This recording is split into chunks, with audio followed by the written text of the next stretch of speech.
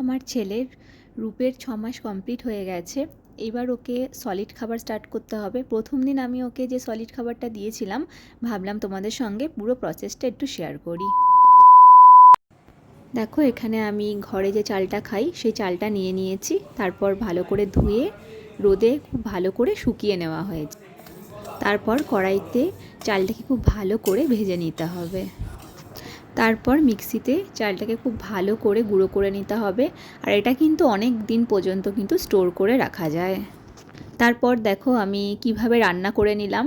এইভাবে একটা বাটিতে জল নিয়ে নেবে, তোমরা তোমাদের পরিমাণ মতন জল নেবে আর পরিমাণ মতনই চালের গুঁড়োটা নেবে। তারপর মোটামুটি 15-20 মিনিট ধিমে আছে একদম ভালো করে ঘন করে রান্না করে নিতে হবে।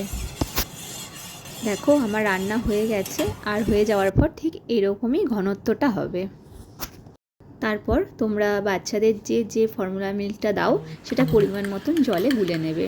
আমি যেমন সিমিলাক্স অ্যাডভান্সটা দিই, ওটা আমার খুব ভালো লাগে। তারপর আমি যে চালের গুঁড়োটাকে রান্না করে নিয়েছিলাম সেটাকে এই দুধের সাথে মিশিয়ে নেব। এবার দেখো এখানে আমি অনেকটাই পাতলা করে গুলেছি, যেহেতু আমি আজকে একদম ফার্স্ট দিন খাওয়াচ্ছি, তো আমি খুব একটা ঘন করিনি। এবার তোমরা তোমাদের বাচ্চা কতটা কি খেতে পারবে সেটা বুঝে তোমরা ঘনত্বটা তৈরি করবে। আমি প্রথম দিন বলে অনেকটাই পাতলা করে গুলে নিয়েছি।